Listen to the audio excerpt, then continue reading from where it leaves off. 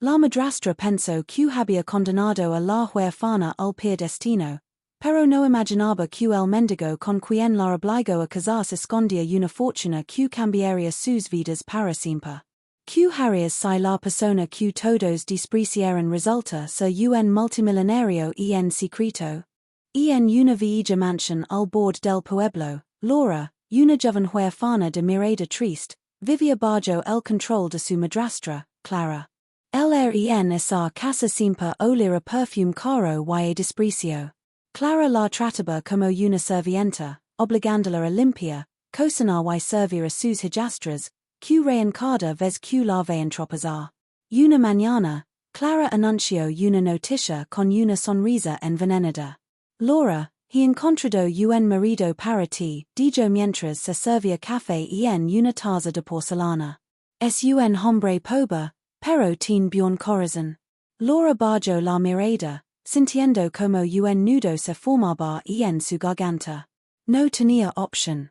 Clara fingía generosidad, pero en el fondo solo quería deshacerse de ella. El día de la boda llegó. El cielo estaba cubierto de nubes grises, y una llovizna fina humedecía el aire. Laura vestía un sencillo vestido blanco, heredado de su difunta madre. Sus manos temblaban mientras sostenía un pequeño ramo de flores marquitas. Cuando llegó al altar, lo vio. Era un hombre con ropa desgastada, barba crecida y mirada cansada. Nadie sabía de dónde había salido. Algunos invitados susurraban entre risas. Clara, desde el fondo, sonreía con satisfacción. Pensaba que había humillado a la huérfana de una vez por todas. El sacerdote comenzó la ceremonia. Cada palabra resonaba como un eco lejano en la mente de Laura. Su corazón golpeaba tan fuerte que apenas podía respirar. El hombre la miró con calma, sin mostrar vergüenza ni miedo. Había algo extraño en su mirada, algo que no encajaba con su aspecto. Cuando llegó el momento de intercambiar los anillos, el desconocido sacó una pequeña caja de su bolsillo. Dentro, un anillo de diamantes brilló con una luz intensa, tan pura que hizo que todos guardaran silencio. Clara se inclinó hacia adelante, confundida. Los murmullos se transformaron en un silencio absoluto. El hombre levantó la mirada y habló con voz firme. Mi nombre es Adrian Vega. Un nombre que, para los presentes, sonó familiar. Algunos invitados se miraron entre sí, pálidos. Era el nombre del empresario desaparecido, el dueño de una de las fortunas más grandes del país. Clara se quedó inmóvil, con el rostro tenso y los labios temblorosos. Laura sintió que el suelo se movía bajo sus pies. El hombre sonrió suavemente y miró a Clara directamente a los ojos. Usted quería burlarse de ella, dijo, pero acaba de regalarme lo más valioso del mundo. Los flashes de las cámaras comenzaron a encenderse. Los periodistas, que hasta ese momento habían sido invitados discretos, reconocieron de inmediato el rostro del multimillonario. Clara dio un paso atrás, buscando air. El perfume caro no podía ocultar el olor de su marido. Laura no entendía nada, solo veía rostros sorprendidos, bocas abiertas, miradas que la señalaban. El viento sopló fuerte, moviendo su velo, y en ese instante comprendió que su vida acababa de cambiar para siempre. Pero aún no sabía hasta qué punto. Adrian tomó la mano de Laura con suavidad, y todos pudieron notar la ternura en su gesto. Sus dedos eran cálidos, firmes, seguros. Por primera vez, Laura sintió que alguien la sostenía no por lástima, sino por respeto. El murmullo del público creció, mezclado con incredulidad y curiosidad. Los invitados se inclinaban unos hacia otros, intentando comprender cómo un hombre vestido como vagabundo podía ser un multimillonario. El sacerdote, desconcertado, miró a Adrian con cautela. ¿Quiere usted continuar con la ceremonia, señor Vega? Adrian asintió con serenidad. Mas que nunca respondió con una sonrisa. Clara, desde el fondo, intentaba mantener la compostura. Pero sus manos temblaban. El maquillaje comenzaba a correr por el sudafrío que le cubría el rostro. La ceremonia siguió, envuelta en una atmósfera tensa. Cada palabra resonaba más fuerte, más pesada. En la riqueza y en la pobreza, dijo el sacerdote. Clara apretó los puños. En la salud y en la enfermedad. Las hijastras de Clara se miraban entre sí, incapaces de fingir alegría. Hasta que la muerte los separa. Adrian deslizó el anillo en el dedo de Laura con una elegancia que desmentia su apariencia. El diamante capturó la luz gris del día y la reflejó en destellos que parecían desafiar la oscuridad del cielo. Cuando el sacerdote los declaró marido y mujer, un aplauso contenido estalló. Algunos por educación, otros por puro asombro. Adrian se inclinó hacia Laura y susurró algo que solo ella escuchó. Ahora sabras por que te elegí. Esa frase la dejó sin aliento. Mientras salían del altar, un automóvil negro, elegante y brillante, esperaba en la entrada de la iglesia. El chofer, con uniforme impeccable, abrió la puerta y saludó con respeto. Laura se detuvo. Miró al hombre con la barba descuidada, que ahora, al quitarse el abrigo gastado, revelaba un traje perfectamente cortado bajo la tela vieja. Su rostro, antes oculto tras la barba y el polvo, mostró una expresión noble, refinada. Los invitados quedaron boquiabiertos. Las cámaras comenzaron a grabar sin pausa. Clara dio un paso adelante, su voz temblaba. ¿Esto es una broma? Preguntó, casi suplicando. Adrian se giró lentamente hacia ella. Sus ojos eran fríos, como el filo de una navaja. No, señora, dijo. La única broma aquí fue la suya. Un silencio denso llenó el lugar. Pensó que podía usar a esta joven como un juguete, como un instrumento de su crueldad. Clara intentó replicar, pero su voz se quebró. Adrian continuó con calma. Yo ya sabía quién era Laura. Su historia, su pereza, su fortaleza. Por eso la busque. Quería saber si aún existía alguien capaz de amar sin mirar lo que uno posee. Las palabras golpearon el corazón de todos los presentes. Laura, con los ojos húmedos, apenas podía hablar. ¿Sabías, desde el principio? Murmuró. Adrian asintió. T6 una tarde en el mercado, ayudando a un anciano que no conoces. Nadie lo haría hoy sin esperar algo a cambio. Pero tú lo hiciste. El air se llenó de murmullos admirativos. Clara, en cambio, comenzó a retroceder lentamente, como si buscara una salida invisible. Su orgullo se desmoronaba frente a todos. Adrian la miró una vez más, con una mezcla de decepción y justicia. Usted me juzgó por mi ropa, y quiso condenarla por su pobreza. Pero hoy el destino le muestra su verdadera miseria. El eco de sus palabras se perdió entre los aplausos y el sonido de la lluvia que comenzaba a caer con fuerza. Laura subió al automóvil, todavía aturdida, mientras Adrian le ofrecía la mano para entrar. Las puertas se cerraron con un suave clic. Desde la ventana, Laura vio como Clara caía de rodillas, empapada bajo la lluvia, con el rostro deshecho y los ojos vacíos.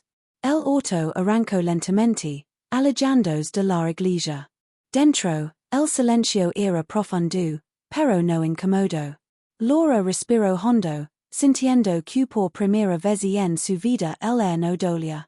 Miró a Adrian, quien la observaba con una sonrisa serena.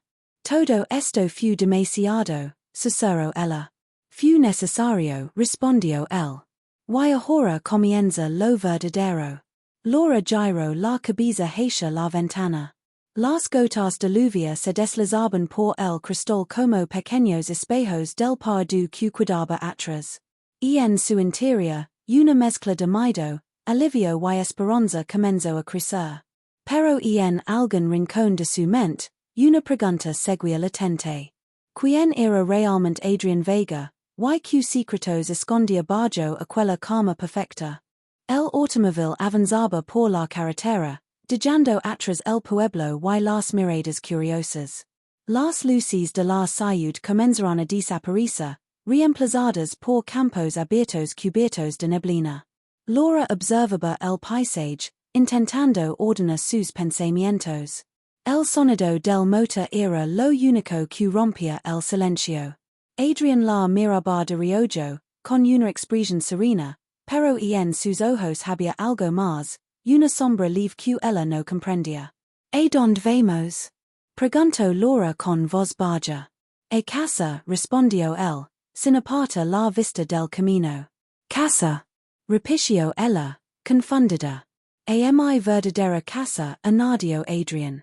El tono de su voz tenía un matiz que la hizo estremecer. Después de una hora de viaje, el auto se detuvo frente a unas enormes rejas de giro. Un guardia se acercó, lo saludó con respeto y abrió la entrada. El camino que seguía estaba flanqueado por árboles altos, cuyas hojas se mechan con el viento, produciendo un murmullo casi místico. A lo lejos, las luces de una mansión se encendían entre la oscuridad. Era majestuosa, de piedra gris y ventanales enormes, rodeada de jardines perfectamente cuidados. Laura no podía creer lo que veía. El vehículo se detuvo frente a la escalinata principal, y varios empleados salieron a recibirlos. Bienvenido, señor Vega, dijeron casi al unísono. Laura se quedó inmóvil, incapaz de moverse. Adrián le ofreció la mano, y su mirada era cálida, tranquilizadora. Ven, dijo suavemente. Esta también es tu casa ahora. Ella bajó del auto, sintiendo el frío de la piedra bajo sus zapatos. El air olía a flores recién cortadas y a lluvia. Cada paso que daba resonaba como un eco dentro de su mente, recordando lo imposible de la situación. Entraron al vestíbulo, un espacio enorme decorado con mármol blanco, lámparas de cristal y cuadros antiguos. Todo parecía sacado de un sueño. No entiendo nada, susurró Laura. ¿Por qué hiciste todo esto? Adrián la miró con una mezcla de ternura y tristeza. Porque tú eras la única que no se vendía por apariencias. Quería asegurarme de que alguien pudiera mirarme sin saber quién soy realmente. Laura lo observó en silencio, intentando descifrar sus palabras. Pero, ¿por qué tanto secreto? Preguntó. Adrián desvió la mirada hacia un retrato colgado en la pared.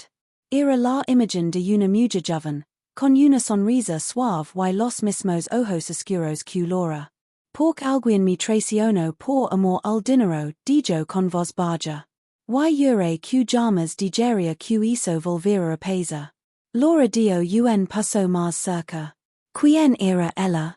Preguntó, casi en un susurro. Adrián respiró profundamente. Mi madre. Ella confió en la persona equivocada. Lo perdió todo, y murió antes de ver cómo lo recuperé. El silencio llenó la habitación. Solo se oía el chisporoteo lejano del fuego en la chimenea. Laura sintió un peso en el pecho. Comprendió que detrás de aquel hombre poderoso había un par de roto, igual que el suyo. Entonces, ¿me elegiste para vengarte? Preguntó con un hilo de voz. Adrián negó con la cabeza. Te elegí porque me recordabas lo que es la bondad. Algo que había olvidado hace mucho. Sus ojos se encontraron, y por un momento, el tiempo pareció detenerse. Pero la calma duró poco. Un golpe seco resonó en la puerta. Adrián giró hacia el sonido, su rostro se tensó. El mayordomo se acercó con prisa y habló en voz baja. Señor, hay alguien afuera que insiste en entrar. Dice que vine por la señora Laura. El corazón de Laura dio un salto. ¿Por mí? Pregunto confundida. Adrian Fruncio el sino. Quienes. El medomo dudo un instant antes de responder. Dice ser, su tío. Laura se quedo paralizada. Sus ojos se abrieron de par en par, la respiración se le cortó. Eso no pude ser, susurró. Mi tío murió hace años. Adrian se levantó con gesto decidido y camino hacia la puerta. El aire se volvió pesado, como si la mansión misma contuviera la respiración. Laura dio un paso atrás, temblando.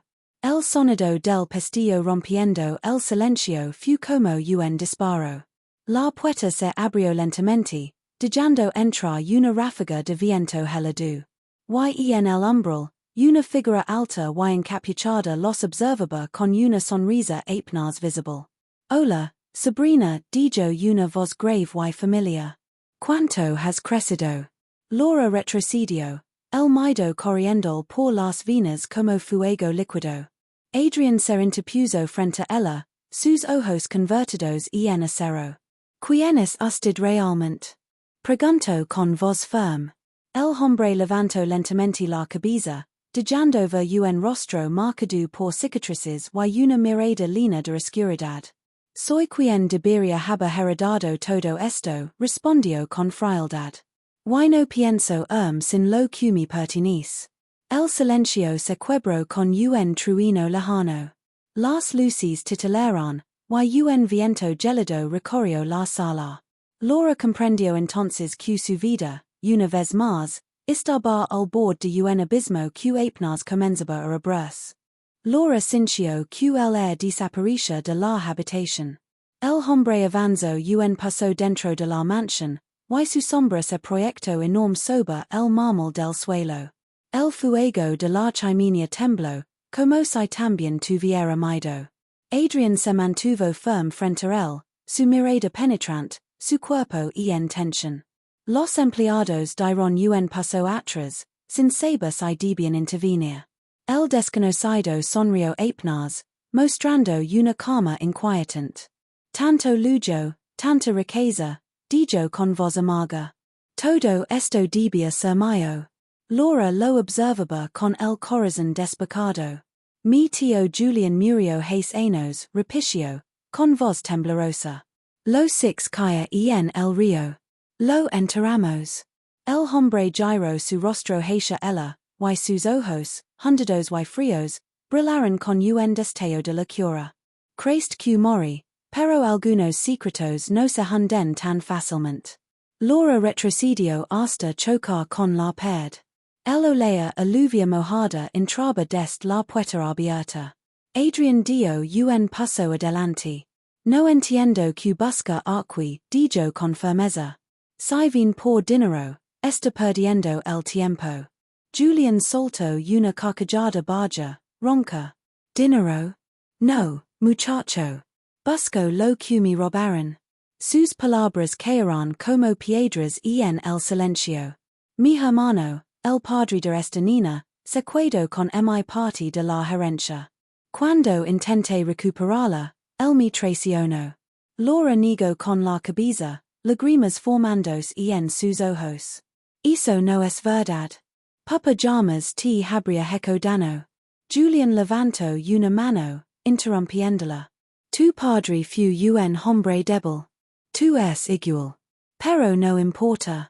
Ahora que has conseguido casarte con el señor Vega, todo vuelve a su sitio. Adrian entrecerró los ojos. ¿Qué quiere decir con eso? Quiero decir, respondió Julian, dando otro paso hacia los que él me pertenece. El murmullo de los empleados se detuvo. Laura sintió un escalofrío recorrer la espalda. Adrian lo miró con furia contenida. Cuidado con tus palabras. ¿Crees que me intimidas con tus trajes y tus autos? Dijo Julian con una mueca torcida. Se lo que escondes, Vega. Sé que tu fortuna no siempre fue limpia. Las palabras lo golpearon con fuerza. Por un instant, Adrian pareció perder el control. Sus ojos se oscurecieron, como si un recuerdo doloroso cruzara su mente. Laura lo notó. Había algo en esa accusation que no era mentira. Que está diciendo? Preguntó ella con voz débil, mirando a su esposo. Adrian no respondió. El silencio fue más cruel que cualquier palabra. Julian sonrió, disfrutando del desconcierto. Lo ves, Sabrina. Hasta el hombre más rico del país tiene fantasmas. Basta, interrumpió Adrian con voz fría. No vuelvas a mencionar su nombre. ¿Por qué no? Dijo Julian. Temes que descubra la verdad sobre tu madre. Sobre como ganaste la primera mitad de tu fortuna. El fuego crepitó más fuerte, y Laura sintió el suelo moverse bajo sus pies. ¿Qué quiere decir con eso? Preguntó otra vez, apenas audiblemente. Adrian apretó los dientes, evitando su mirada. No ahora, Laura. Dímelo. Gritó, con la voz quebrada. Quiero saber qué está pasando. El viento sopló con fuerza, haciendo que las ventanas vibraran. Julian se acercó más, disfrutando del caos que sembraba. El no te contó que su madre murió por culpa de un negocio sucio, dijo en voz baja, pero clara. Por eso él odia el dinero y lo busca al mismo tiempo. Vive entre culpa y venganza. Laura sintió que su corazón se rompía un poco más con cada palabra. ¿Es eso cierto? Preguntó, mirando a Adrian con los ojos llenos de lágrimas. Él respiró profundamente, pero no negó nada. Mi madre fue traicionada, dijo al fin. No por mí, sino por la misma familia que él representa. Julian sonrió con orgullo. Entonces sabes que la duda sigue abierta. De pronto, el sonido de sirenas comenzó a escucharse a lo lejos. Adrian giró hacia uno de los empleados. ¿Llamaron a la policía? El mayordomo asintió, nervioso. Sí, señor. Cuando este hombre entró, tememos por su seguridad. Julian rió, una risa amarga, casi salvage. La policía? No llegaron a tiempo. Metió la mano en su abrigo, y algo metálico brilló bajo la luz del salón. Laura gritó, instintivamente cubriéndose el rostro. Adrian se lanzó hacia ella, empujándola detrás del sofá. El sonido del trueno coincidió con el destello de un disparo. El eco rebotó por toda la mansión. Los gritos de los empleados llenaron el aire. Laura se cubrió los oídos, temblando. Adrian, gritó desesperada. Pero cuando levantó la vista, vio que él seguía de pie, ileso, con la mirada fija en el agresor. Julian sostenía el arma, pero su mano temblaba.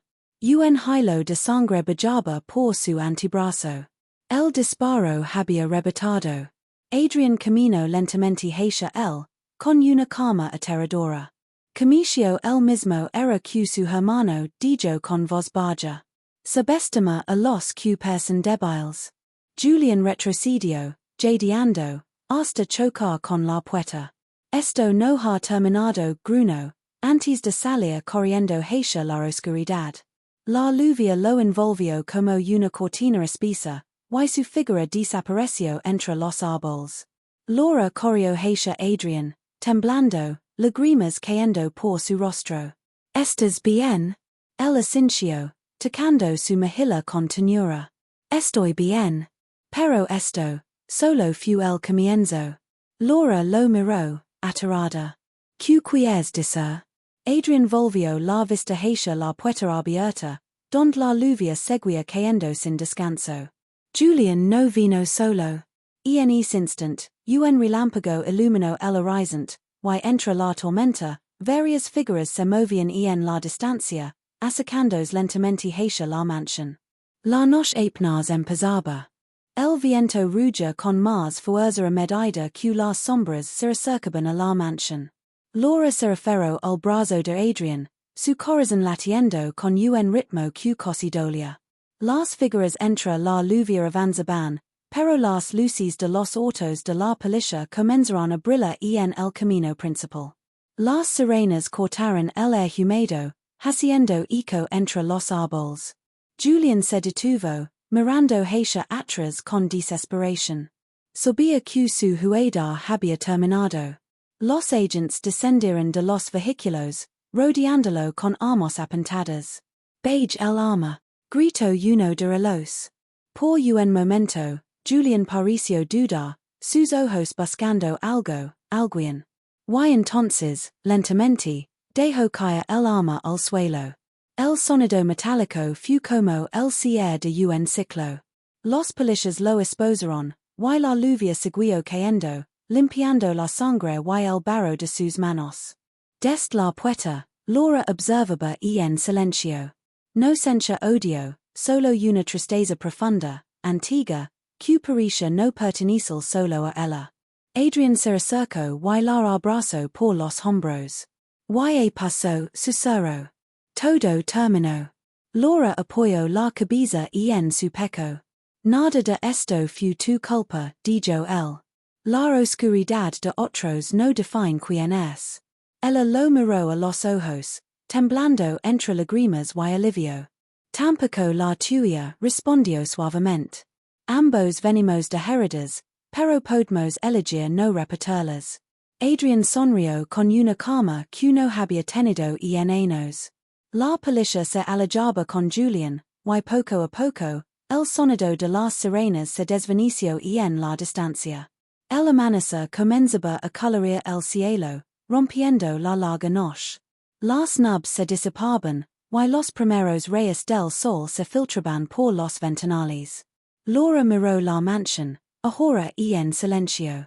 Y no la veía como una prisión de secretos, sino como un nuevo comienzo.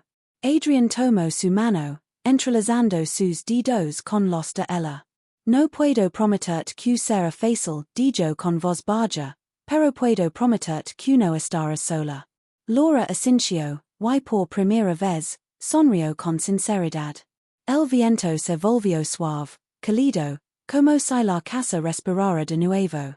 Y mientras caminaban hacia el interior, dejando atrás la tormenta, el pardo quedó fuera, lavado por la lluvia. Dos almas heridas, unidas por el destino, comenzaban a escribir su propia historia. Una historia nacida del dolor, pero destinada a florecer en paz.